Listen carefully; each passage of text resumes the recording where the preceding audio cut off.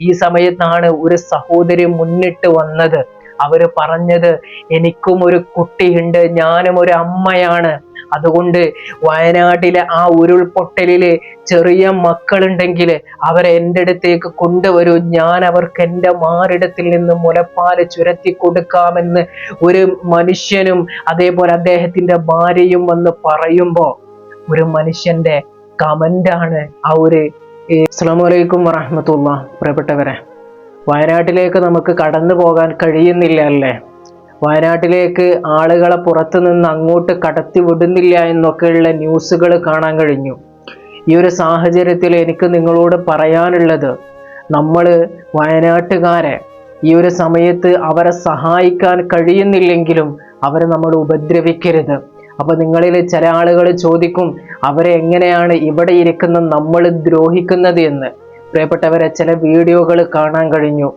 ഓരോ മയ്യത്തുകൾ, മണ്ണിന്റെ അടിയിൽപ്പെട്ട ഓരോ വ്യക്തികളുടെ മൃതദേഹങ്ങൾ എടുത്തുയർത്തുമ്പോൾ അവരുടെ കൈയില്ലാത്ത, കാലില്ലാത്ത, ശരീരത്തിന്റെ ഓരോ ഭാഗങ്ങൾ ഇല്ലാത്ത, ശരീരമാകെ ജീർണിച്ച ഓരോരോ മൃതദേഹങ്ങൾ വാട്സപ്പിലൂടെ വീഡിയോ എടുത്തിട്ട് അവിടെ രക്ഷാപ്രവർത്തനം നടത്തുന്ന ആളുകൾ വീഡിയോ എടുത്തിട്ട് ഗ്രൂപ്പുകളിലേക്കൊക്കെ അയച്ചു കൊടുക്കുന്ന ചില വീഡിയോകൾ കാണാൻ കഴിഞ്ഞു. അത് കണ്ടപ്പോ സഹിക്കാൻ കഴിയുന്നില്ല. കാരണം അത്രമേൽ വിരൂപമായിട്ടുണ്ട് ഓരോ ശരീരങ്ങളും. ഈ ഒരു അവസ്ഥയിൽ നിങ്ങൾ ചിന്തിക്കേണ്ടത്, ഇത് കാണുന്നത് വയനാട് ആ വലിയ ദുരന്തത്തിൽപ്പെട്ട് മരണപ്പെട്ടു പോയ ഒരു വ്യക്തിയുടെ മകനോ മകളോ അല്ലെങ്കിൽ വേണ്ടപ്പെട്ട ആളുകളോ ആണ് എങ്കിൽ ഒന്ന് ചിന്തിക്കണേ നിങ്ങൾ, എന്തായിരിക്കും അവരുടെ അവസ്ഥ എന്ന്. നമ്മളിൽ പലർക്കും അത് കണ്ട് നിൽക്കാനുള്ള ത്രാണി ഇല്ലെങ്കിൽ, അത് സ്വന്തം ഉപ്പയോ ഉമ്മയോ അല്ലെങ്കിൽ മകനോ മകളോ അത് കാണുന്നുണ്ടെങ്കിൽ അവരുടെ മാനസിക പ്രയാസം എത്രത്തോളമാണെന്ന് ചിന്തിക്കുമ്പോൾ നമുക്ക് അത് ഊഹിക്കാൻ കഴിയുന്നതേ ഉള്ളൂ. നമ്മളിൽ പലർക്കും ഈ വീഡിയോ പല ഗ്രൂപ്പുകളിലേക്കും എത്തിച്ചു കൊടുക്കാൻ വലിയ ആവേശമാണ്. പക്ഷേ അത് അവരുടെ ബന്ധുക്കളുടെ കൽബിലുണ്ടാക്കുന്ന ആഘാതം എന്ന് പറയുന്നത്, അതൊന്നും നമുക്ക് ചിലപ്പോ ഇപ്പൊ ഇവിടെ ഇരുന്ന് ചിന്തിക്കാൻ കഴിയൂല. നമ്മുടെ വേണ്ടപ്പെട്ടവര് ഇതേ സ്ഥാനത്ത് കിടക്കുമ്പോഴാണ് എത്രത്തോളം നീറ്റല് കൽബിന്റെ ഉള്ളിലുണ്ടാകുമെന്ന് നമുക്ക് ചിന്തിക്കാൻ കഴിയുള്ളൂ. അതുകൊണ്ട് ദയവ് ചെയ്തിട്ട് അങ്ങനെയുള്ള വീഡിയോകളും അതുപോലെയുള്ള ഫോട്ടോകളൊന്നും തന്നെ സോഷ്യൽ മീഡിയയിൽ നിങ്ങൾ ആരും തന്നെ ഷെയർ ചെയ്യരുത്. ചാനലുകാര് പോലും അങ്ങനെയുള്ള ഭാഗങ്ങൾ കട്ട് ചെയ്തിട്ടും ആ ഭാഗങ്ങൾ ബ്ലർ ചെയ്തിട്ടുമൊക്കെയാണ് സോഷ്യൽ മീഡിയയിലേക്ക് അയക്കുന്നത്. ആ ഒരു സാഹചര്യത്തിലാണ് നമ്മൾ മൊബൈലിൽ ഇങ്ങനെയുള്ള വീഡിയോകൾ പകർത്തിയിട്ട് ചില ആളുകൾക്ക് അയച്ചു കൊടുക്കുന്നത്. കാണുമ്പോൾ നമുക്ക് ഉൾക്കൊള്ളാൻ കഴിയുന്നില്ല. ഓരോ മയ്യത്തുകളുടെയും അവസ്ഥ 4 ദിവസത്തോളം കഴിഞ്ഞു. പല മയ്യത്തുകളും ജീർണിച്ചിട്ടാണ് മണ്ണിന്റെ അടിയിൽ നിന്ന് എടുക്കുന്നത്. ഇന്ന് ന്യൂസിൽ കാണാൻ കഴിഞ്ഞൊരു കാര്യം എന്താണെന്നറിയോ? പല ഭാഗങ്ങളിൽ നിന്നും ദുർഗന്ധം വമിച്ചുകൊണ്ടിരിക്കുകയാണ്. ആ ഭാഗത്തേക്കാണ് ആളുകൾ മുന്നിട്ടിറങ്ങിയിട്ട് അവിടെ കുഴിച്ചുകൊണ്ടിരിക്കുകയാണ്. കാരണം അവിടെ ഒരു മയ്യത്തുണ്ട്. ചിലപ്പോൾ മനുഷ്യൻ്റെതാകാം, ചിലപ്പോൾ മൃഗങ്ങളുടേതാകാം. കാരണം അത്രയും വലിയ ദുരന്തത്തിൽ ആരൊക്കെ മരണപ്പെട്ടിട്ടുണ്ട് എന്നത് ഇതിനോടകം കുറച്ചേ സ്ഥിരീകരിക്കാൻ കഴിഞ്ഞിട്ടുള്ളൂ. അവിടെയൊക്കെ കുഴിച്ചുകൊണ്ടിരിക്കുകയാണ്. അങ്ങനെ കുഴിച്ചെടുക്കുന്ന സ്ഥലങ്ങളിൽ നിന്ന് കിട്ടുന്ന മയ്യത്തുകളുടെ ഫോട്ടോകളും മറ്റ് ഡീറ്റെയിൽസും ഒന്നും തന്നെ പുറത്തേക്ക് വിടാതിരിക്കുക ദയവ് ചെയ്തിട്ട്. അതാണ് ഞാൻ ആദ്യം തന്നെ പറഞ്ഞത് നിങ്ങളോട്. അവരെ സഹായിക്കാൻ നിങ്ങൾക്ക് കഴിയുന്നില്ലെങ്കിലും അവരെ ഉപദ്രവിക്കാതെ നിങ്ങളിരിക്കുക. ഇന്ന് ഫേസ്ബുക്ക് തുറന്നപ്പോൾ കാണാൻ കഴിഞ്ഞ വളരെ വേദനിപ്പിക്കുന്നതും ഒരുപാട് അരിശം തോന്നിയതുമായ ഒരു വീഡിയോ കാണാൻ കഴിഞ്ഞു. ഒരു കമന്റ് ഞാനിവിടെ കൊടുക്കാം, നിങ്ങളതൊന്ന് കണ്ടു നോക്ക്. എന്താണ് ഈ മനുഷ്യനൊക്കെ ഈ ഒരു സാഹചര്യത്തിൽ ചെയ്യേണ്ടത്? എൻ്റെ വ്യക്തിപരമായ അഭിപ്രായം എന്താണെന്ന് വെച്ചാൽ ആ മനുഷ്യനെ കേസെടുത്തിട്ട് ഉള്ളിൽ തള്ളണമെന്നാണ്. വയനാട് അത്രയും വലിയ ഒരു ഉരുൾപൊട്ടലുണ്ടായിട്ട് ഒരു നാട് തന്നെ മണലിൻ്റെ അടിയിലായിട്ട് എത്രയോ ആളുകൾ സ്വന്തത്തെ കാണാതെ വിതുമ്പി അലറി വാവിട്ട് കരഞ്ഞ് തേങ്ങിയിട്ട് അവിടെ കുഴഞ്ഞ് വീണ് കിടക്കുമ്പോൾ അതിൽ ഒരു പറ്റം ചെറിയ കുരുന്നുകളുണ്ട്. മുലകുടി പ്രായം പോലും മാറാത്ത മക്കള്.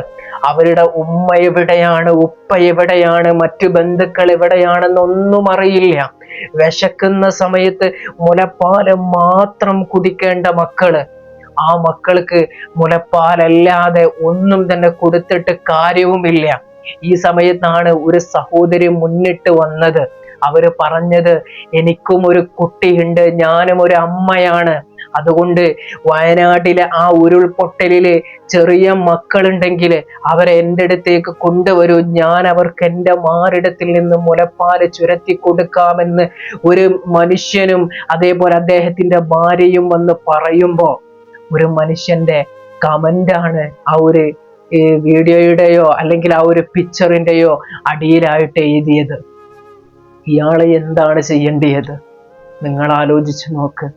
ഇത്രമാത്രം മനസ്സിന്റെ ഉള്ളില് വിഷവും അതുപോലെ തന്നെ മനുഷ്യത്വത്തിന്റെ ഒരു കണിക പോലും ഇല്ലാത്ത ഇവരൊക്കെ ഈ ദുനിയാവില്, ഈ ഭൂമിയില് ജീവിക്കുന്നതിന് എന്തെങ്കിലും അർത്ഥമുണ്ടോ എന്ന് പോലും ചിന്തിച്ചു പോവുകയാണ് ഈ ഒരു സാഹചര്യത്തിൽ. കാരണം വയനാട് എന്ന നാടും അവിടെ ഇപ്പൊ ഉണ്ടായിട്ടുള്ള ആ ഒരു പ്രതിസന്ധികളൊക്കെ നേരിൽ കാണുന്ന ആളുകളാണ് സോഷ്യൽ മീഡിയയിലൂടെ നമുക്ക് സഹിക്കാൻ കഴിയുന്നില്ല. ആ സാഹചര്യത്തിലാണ് ഇവനെ പോലെയുള്ള നെറികേടിന്റെ ചില ആളുകൾ മുന്നോട്ട് വരുന്നത്.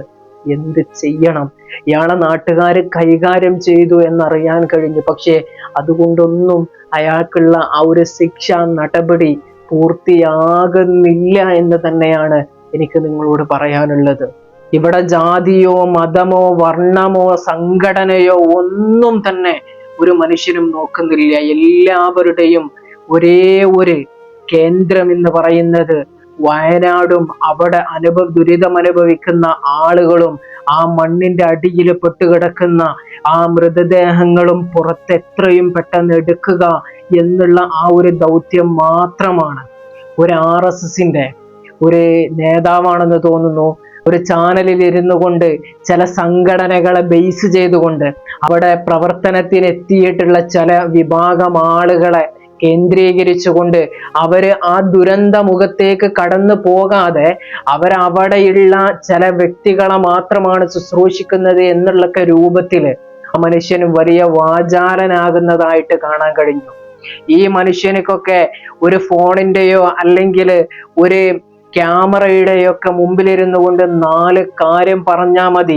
അവിടെ കയ്യും മെയ്യും മറന്നുകൊണ്ട് അവിടെ ആ ദുരന്ത മുഖത്ത് കിടന്നുകൊണ്ട് പരക്കം പായുന്ന തൻ്റെ ആരുമല്ലാത്ത ചില ആളുകൾക്ക് വേണ്ടിയിട്ട് ഇന്ന് അനുഭവിക്കുന്ന ചില വേദനകളും പ്രയാസങ്ങളും പോലും ഉള്ളിൽ ഒതുക്കി അടക്കി പിടിച്ചിട്ട് അവര് നെട്ടോട്ടമോടുകയാണ് അവിടെ. എന്തിനു വേണ്ടിയിട്ട്? ആ മനുഷ്യന്മാരുടെ ഏതെങ്കിലും പ്രയാസങ്ങളും ഒന്ന് മാറ്റിക്കൊടുക്കാൻ വേണ്ടിയിട്ട്. അങ്ങനെയുള്ള ആളുകളെ സ്നേഹിക്കുകയോ നല്ല ഒരു വാക്ക് പറയുകയോ ചെയ്യുന്നില്ലെങ്കിൽ പോലും പരിഹസിക്കാതിരിക്കുക. നിങ്ങൾ ചെയ്യും. കാരണം RSS എന്ന് പറയുന്ന സംഘടന, അതുപോലെ നിങ്ങളുടെ മനസ്സിലുള്ള ഈ മുസ്ലിങ്ങളോടും അതുപോലെ തന്നെ മലപ്പുറം അതേപോലെ വയനാട് എന്ന് പറയുന്ന പ്രദേശത്ത് ജീവിക്കുന്ന ചില ആളുകളോടുള്ള നിങ്ങളുടെ മനോഭാവങ്ങളാണ് ഈ ദുരന്ത സാഹചര്യത്തിൽ പോലും ഇന്ന് നമ്മൾ കണ്ടുകൊണ്ടിരിക്കുന്നത്. അതുകൊണ്ട് നിങ്ങളോടൊക്കെ പറയാനുള്ളത് ഒന്നേ ഉള്ളൂ. നിങ്ങളൊക്കെ എത്രത്തോളം തളർത്താൻ നോക്കിക്കഴിഞ്ഞാലും അതിനൊന്നും തന്നെ ചെവി കൊള്ളാനോ അത് കേൾക്കാനോ ഒന്നും തന്നെ ഇന്ന് ഇവിടെ ആളുകൾക്ക് സമയമില്ല എന്നതാണ്.